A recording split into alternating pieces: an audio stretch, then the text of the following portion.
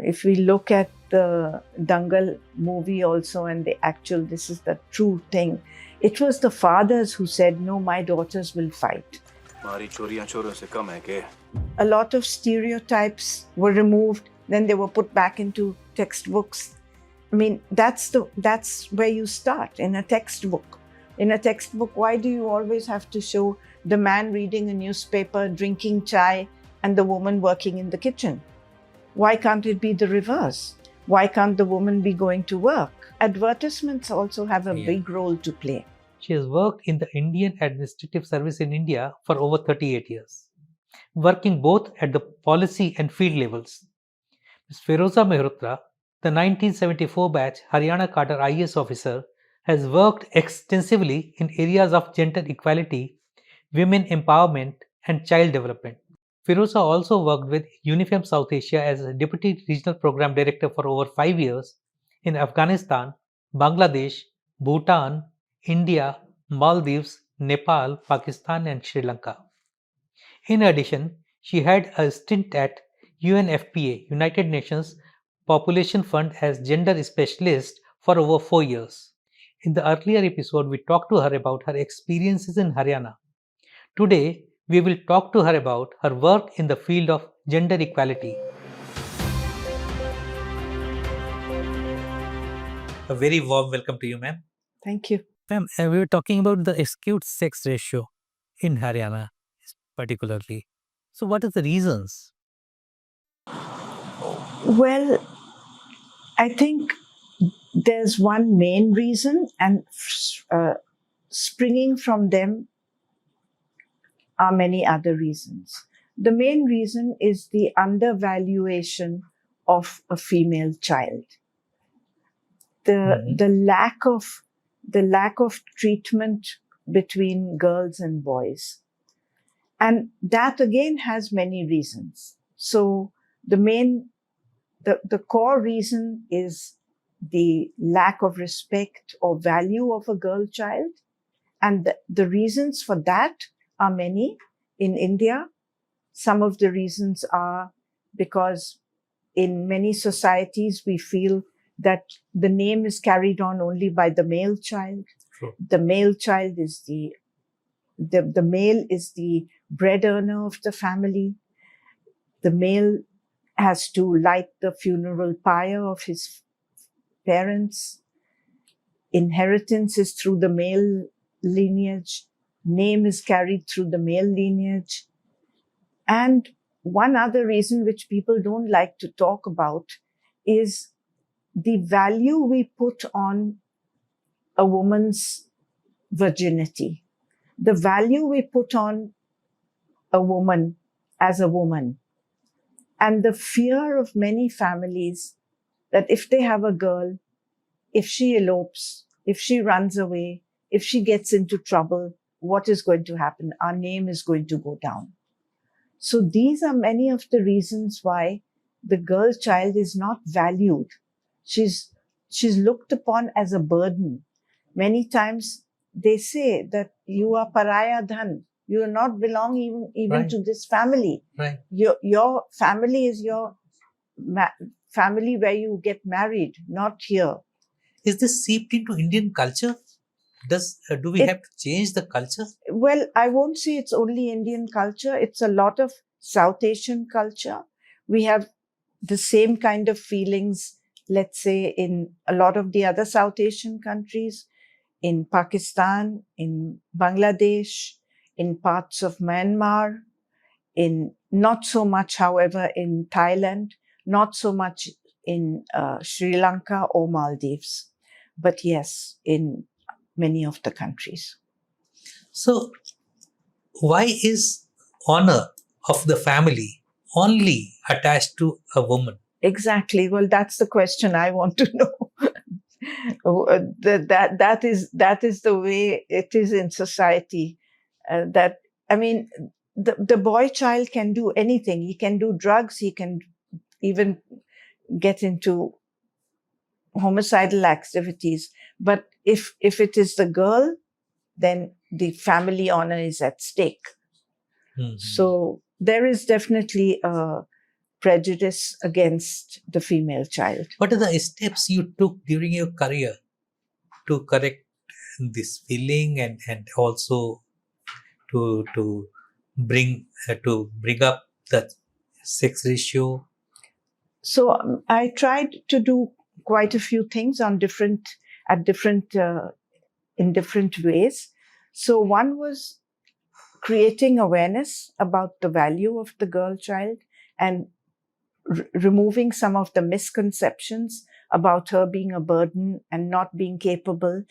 And the other big misconception most people had was that the sex of the baby is determined by the woman.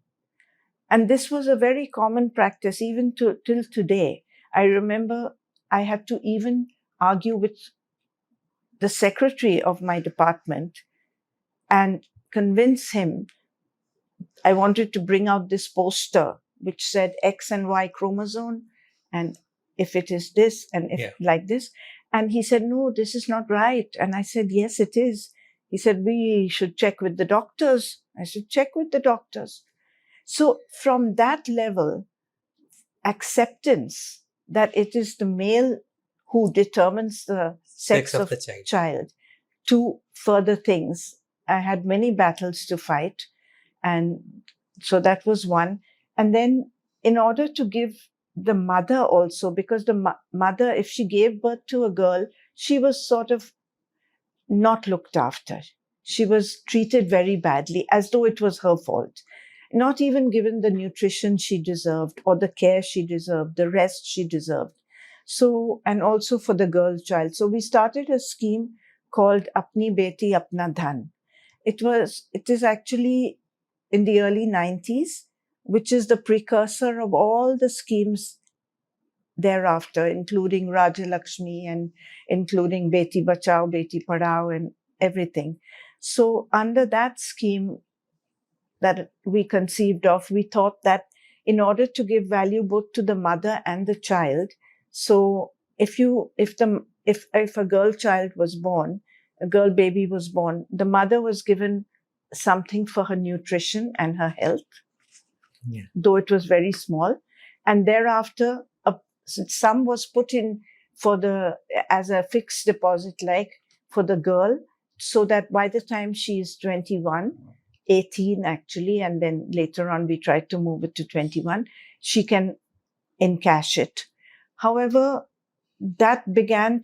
people began to interpret that as a sarkari dowry, which was not the case. My original idea was to give these in installments at various stages of the growth of the child. Right. For example, when she's completed her full immunization, or when she's completed primary school and then secondary school. But that was not acceptable to the political bosses. And so it had to be it turned out to be just a one lump sum, 2,500 rupees, I think, which became 25,000 rupees when she was 18. And that was given to her. And that was the end. But that did not give the real, true, the rationale of the scheme was kind of lost because it became like a dowry scheme. Yeah. But it's the same Haryana which produced astronaut like Kalpana Chawla, politician like Sushma Swaraj, a number of women weightlifters and boxers and wrestlers, hockey players, cricket players. So are they all aberrations, exceptions, and basically the norm was to put down women? Yes, the norm was to put down women, but I think a lot of the credit in all these cases, especially the wrestlers' cases, lots of the other cases, were due to the fathers, due to the family. If we look at the Dangal movie also, and this is the true thing, it was the fathers who said, no, my daughters will fight. It was the fathers. So I just want to sidetrack a bit. I just want to say that for women's empowerment and for bringing women up, it's not only women who have to be convinced, it's the men. And we must stop stop looking at men as violators or perpetuators of violence or perpetuators of discrimination. We have to start looking at them as partners in development and as supporters in women's development. In fact, we coined a word for those kind of men. We call them GEMS. And GEMS stands for GEMS, Gender Empowered Men. So they are gems. They are the ones who are helping to bring this. Don't always look at them as the violator or as the accused. Exceptions. As the accused. They can also be very supportive. And that's how we have to bring this. We have to give a positive spin to patriarchy and male involvement. Yeah, but I think now the psyche is changing. The Indian psyche, particularly in general, and Haryanvi psyche is also changing. Do you feel that since you have put in such a long time in Haryana? Yes, definitely. Things have definitely improved. And these role models of Kalpana Chawla and our very good boxers, wrestlers have definitely had a very big positive impact for women. And also, if you look at the educational achievements at the class 10 level and class 12 level, you'll always see girls are in the top brackets. Yeah. So there are lots of positives happening, and we have to build on those positives, I think, and build with men, and also catch the young boys early. I always feel we spend too much time in addressing adolescent girls, and we forget to address adolescent boys. We have to catch them young. We have to sensitize them in the beginning. Otherwise, they are socialized to think that they are the Raja Beta of the house. Right. But why? I mean, they are the protectors of family's honor. Yes. They are the breadwinners. Yes. So we have to also make them feel responsible for their sisters, their mothers, and treat them with dignity. Not as protectors. Women don't shouldn't want. This be included from in the curriculum from the very beginning? Yes, it should be, and it is being. In fact, UNFPA had a very big program to do that, and so does UNICEF, and now even Sarva Shiksha Abhiyan. But it goes up and down. A lot of stereotypes were removed, then they were put back into textbooks. I mean, that's where you start, in a textbook. In a textbook, why do you always have to show the man reading a newspaper, drinking chai, and the woman working in the kitchen? Why can't it be the reverse? Why can't the woman be going to work? Yeah, now I think the stereotypes are changing, at least in cinema and television. In some programs, they are showing the reverse. And advertisements also have a big role to play. Right. And ma'am, of all the countries, since you have been in charge of South Asia region of United Nations Population Fund and UNIFEM, so of all the countries you have been working, which is the worst in, say, treating women, and which is the best country for women? Difficult question. I won't like to say worst, but I'll say where things are not as As first, good as let me talk about where things are good, where things are better, I would say. So Bhutan is quite good. A lot of the indicators are good. Sri Lanka, Maldives. Maldives is slipping back now. Unfortunately, it's going backwards a bit. But they all have their pluses and their minuses. So I won't say that it's the best, but relatively, yes. Bangladesh has done very well with regard to some social indicators like maternal mortality, infant mortality, child sex ratio, because of the movement of the voluntary sector in Bangladesh more than anything. The countries where things don't look so good are basically Pakistan, Afghanistan, parts of India. India is so complex; it's such a paradox. I mean, you have literacy rates and female workforce participation rates which can compare with Europe and the more developed countries. The Northeast and Kerala and Yes, and then you also have states where J&K and Haryana. Haryana, yes, also Jharkhand. Incidentally, the tribal states are much better. The tribal areas are much better for women's empowerment because there women work and they are valued more than in the more traditional society. Then you have also set up a HomeNet International. You worked with HomeNet India, HomeNet Asia, and then you also set up HomeNet International. So tell us something about how this all came about and the body of work. You're probably dealing with as many as 3.5 million women. 35 million. Yeah, 35 million women. So how did it all come about? So, home-based work is a category of workers. Home-based workers is very marginalized and invisible, but they are the core of the informal sector. Home-based work, just to clarify a bit, is work done by workers in their homes or surrounding their homes for the creation of products or services for the market. So not for their own homes, like you work in your own home to cook or you look after your children, not that, and not what people do in your homes like domestic work, but for the market. So there are a number of activities where home-based work is done.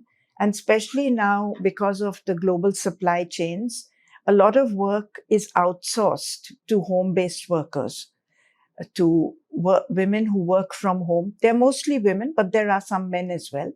And because they work from home, they're isolated, they're marginalized. They don't have a voice, they don't have visibility.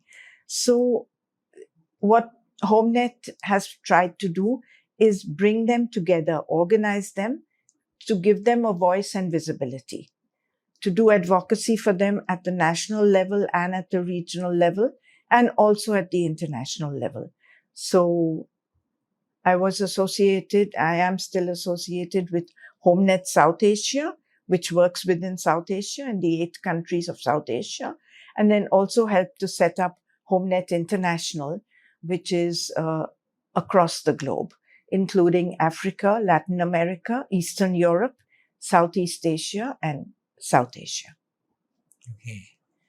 And one last question. I don't know how you treat this, but you never held a charge of a district collector. Yes. Was that a conscious decision or it was just not came your way? No, it was certainly not conscious. It's very unfortunate that while I was in service for many years, women were never given districts in Haryana. Oh. It was Haryana. Not that women were never given districts anywhere. My batchmates in other states, they were collectors, some very successful collectors, but deputy commissioners. But in Haryana, till much later, they were never given a district. And so I actually was deprived of that. I do feel that was one of the I do feel the lack of that in understanding the full thing. Of course, as an SDM, you do get a bit of it, but being a collector is a different ball game. Yeah. But I think that glass ceiling has been broken in Haryana. It has. Yeah. Yeah. Now they do give. Thank you so much, ma'am, and I wish you all the best for your future endeavors. You're doing very well for women and child development. More power to you. Thank you so much. Thank you. Thank you.